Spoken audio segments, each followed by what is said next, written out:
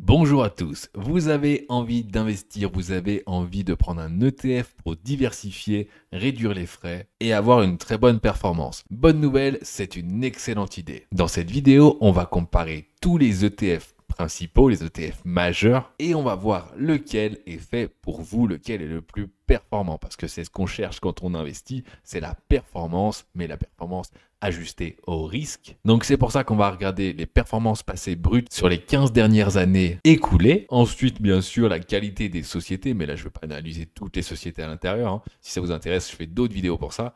Les perspectives de croissance également, la diversification, est-ce que c'est un ETF diversifié ou pas? Parce que c'est très facile d'avoir une très bonne performance sur un secteur particulier qui a très bien performé ces derniers temps, mais le risque est dans ce cas-là beaucoup plus élevé. On va parler MSCI World, S&P 500, MSCI All Country, Stock 600 et tout ça et tout ça. Et on va comparer ça, tout ça graphiquement. C'est parti. On commence avec sans doute le plus connu, le MSCI World. C'est un indice qui reprend à peu près toutes les meilleures sociétés du monde, en tout cas les meilleures grosses sociétés mondiales. Et sur les 15 dernières années, il a fait environ plus 446%. Je tiens à notifier que là, c'est celui de iShares, d'accord, de BlackRock accumulant. Donc vous auriez pu investir dans cet ETF et vous tirez à la fin avec plus 446%, donc un x 5,5. Juste, je fais un petit rappel parce que c'est MSCI World, mais il ne faut pas oublier qu'il y a quand même en ce moment 72% aux États-Unis, d'accord, quasiment 73% aux États-Unis, comme on voit sur la répartition mondiale. Donc c'est une énorme partie, hein, mais bon, en bourse, c'est aussi une énorme partie de la capitalisation totale qui est aux États-Unis.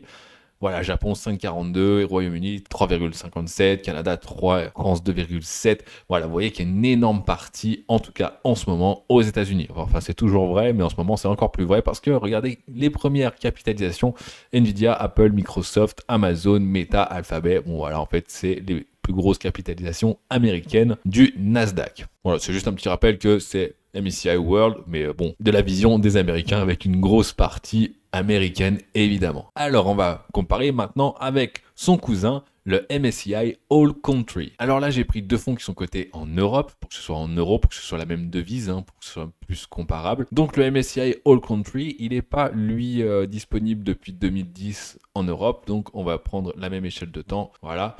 Globalement, ce qu'on voit, c'est qu'il fait à peu près la même performance. En 12 ans, il fait plus de 287% contre son frère plus 338%. Donc là, il fait une moins bonne performance. Alors juste les courbes, vous avez vu, j'ai mis ici des courbes un petit peu carrées pour le MSCI World pour que ça se reconnaisse un petit peu. Des lignes en escalier pour être exact, je mets jamais ça d'habitude, je mets que des bougies, mais bon là, c'est plus lisible comme ça. Donc MSCI All Country, on va voir un petit peu ce qu'il y a dedans, ce qui diffère. Tout simplement, les premières capitalisations sont exactement les mêmes, d'accord?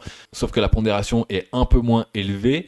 Et regardez surtout, il y a les pays émergents qui sont aussi à l'intérieur, qu'il n'y avait pas dans le MSCI World. Il n'y avait quasiment rien de pays émergents. Donc là-dedans, on a quand même 65% aux États-Unis, toujours du Japon, du Royaume-Uni, de la Chine, un petit peu plus, Taïwan, Inde. Voilà, il y a un petit peu plus de pays émergents. Mais franchement, en pourcentage, c'est pas grand-chose. C'est pour ça que les performances sont quasiment similaires à l'MSCI World, en tout cas pour les 15 dernières années, les 15 années passées. Mais globalement, ça représente un petit peu plus le monde. Ok, c'est très bien. Maintenant, on va prendre un S&P 500, les 500 plus grandes capitalisations américaines, puisqu'on voit qu'à chaque fois, de toute façon, il y a au moins 65% aux USA. Alors, est-ce que c'est mieux de prendre complètement 100% USA? On va voir ça. Et ben regardez, cette fois-ci, les performances sont bien meilleures. Sur 15 ans, on a plus 644% si vous aviez investi que aux USA. C'est d'ailleurs pour ça que, évidemment, il y a une plus grosse partie des ETF monde qui sont aux USA parce que les capitalisations boursières sont bien plus élevées aux US. Donc là, il y a une diversification géographique qui est moins bonne. Évidemment, c'est 100% USA. Mais par contre, regardez, les performances sont bien meilleures, hein, plus 644%. Toujours avec un ETF iShares, donc de BlackRock, ça c'est vraiment ce que vous auriez touché si vous aviez investi bien, il y a 15 ans. On voit qu'au début, ça a sous-performé un tout petit peu pendant quelques années et ensuite ça s'est complètement inversé, la tendance s'est inversée. Le dollar est devenu le maître du monde. La machine à billets a fonctionné et là on a tout simplement des très très bonnes performances avec une stratégie très simple de juste prendre du S&P 500 tous les mois en DCA. Ça vous pouvez le faire sur Boursorama parce qu'ils ont un partenariat avec BlackRock et du coup, en plus, ça vous coûte 0 frais. 0 frais de garde et 0 frais pour acheter et vendre. En tout cas, à l'heure actuelle, ce ne sera peut-être plus vrai dans 20 ans quand vous allez revendre. Évidemment, il faut penser à tout. J'ai un lien dans la description si ça vous intéresse en affiliation, évidemment. Donc, pour l'instant, S&P 500 numéro 1, il n'y a pas à tortiller. Même si le risque est un petit peu plus élevé, de toute façon, si les valeurs du S&P 500 s'effondrent, tous les autres indices vont s'effondrer aussi vu la pondération qu'il y a à l'intérieur des valeurs cotées aux US. Allez, maintenant, on va aller chercher un petit peu plus en Europe avec le Stoxx 600, les 600 plus grandes entreprises européennes. Et là, regardez cette bonne performance. En 15 ans, on est à plus 103%. Oh, boring. Avec, franchement, si vous avez investi en 2015, eh ben, vous seriez quasiment en négatif aujourd'hui. Bon, c'est pas vrai, vous seriez en positif, mais vraiment pas de beaucoup. D'accord? Donc, des performances de l'Europe qui sont bien plus médiocres que celles des USA ou même celles du monde entier. Est-ce que c'est une surprise? Bah non, peut-être pour vous, peut-être que vous le découvrez. En tout cas, ça vous montre que c'est vraiment important d'investir aux US. Et si ça vous fait peur parce que vous ne connaissez rien, S&P 500, et puis c'est tout. Ça sert à rien de faire plus compliqué.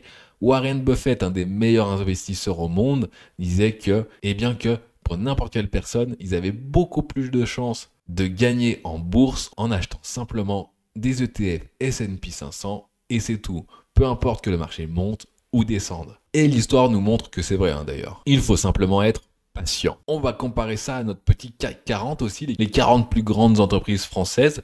Et le voici notre CAC 40 index, eh bien il est tout simplement à plus 98% au bout de 15 ans, à peu près au niveau du Stoxx 600. Donc bon, c'est des performances qui ne sont pas très bonnes. Là par contre, je tiens juste à préciser que c'est un index. J'ai pas pris un ETF accumulant pour pouvoir comparer.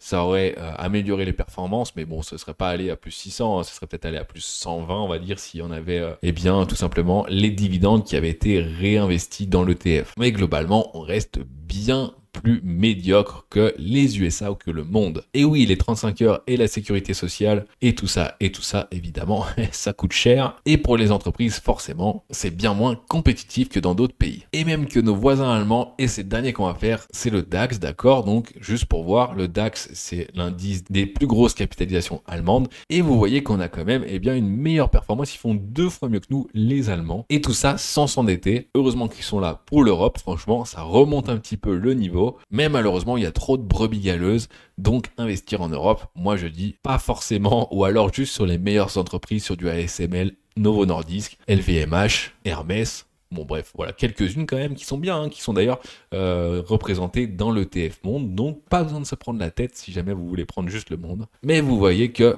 ma conclusion, juste ici, ça va être pourquoi aller chercher trop compliqué un ETF S&P 500, les 500 plus grandes capitalisations américaines, et c'est tout. En bourse, c'est vraiment le plus performant. Si vous voulez un seul ETF, bien sûr, si vous en voulez plusieurs, vous avez des stratégies qui sont plus intéressantes en mixant à chaque fois le meilleur de chaque ETF. J'ai fait une vidéo spéciale pour ça, sur le top 7 des meilleurs ETF à combiner ensemble. Je vous invite à aller la regarder si ça vous intéresse. Et je dirais même que en ce moment, les valeurs US, il y en a pas mal qui sont très chères, notamment les valeurs tech. D'ailleurs, on va aller mettre un petit Nasdaq pour se faire plaisir en fait. Nasdaq, c'est les valeurs américaines de la bourse du Nasdaq, donc de la bourse technologique, des valeurs de croissance. Regardez avec le Nasdaq 100, évidemment, la performance est bien plus élevée. On est à plus 1100%, avec une volatilité bien plus élevée et surtout, ce qui est important, avec une diversification qui est bien moindre. Sachant que les valeurs du Nasdaq 100 se retrouvent dans le S&P 500. Si vous voulez qu'un seul ETF, que Nasdaq 100, c'est quand même très risqué. Surtout que les valeurs qui le composent sont quand même très chères aujourd'hui.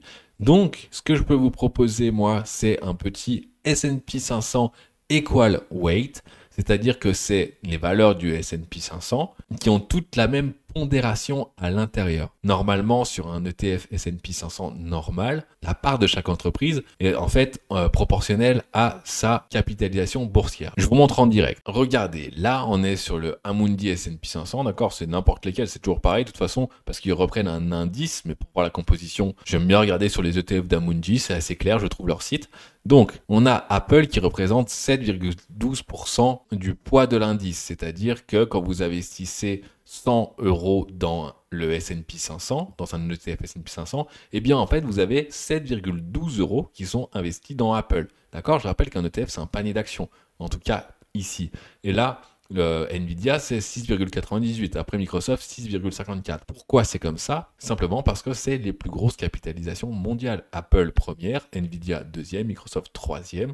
Et sur l'ensemble des 512, eh bien la capitalisation d'Apple qui doit être à 3200 milliards aujourd'hui, oui c'est énorme, eh bien ça représente 7% de la capitalisation totale des 500 plus grandes entreprises américaines. C'est d'ailleurs là qu'on voit vraiment le poids des 7 magnifiques, des 7 plus grosses sociétés américaines qui sont vraiment monstrueuses. Sur Finviz, on peut voir ça, la market cap de chaque entreprise, là sur les entreprises US.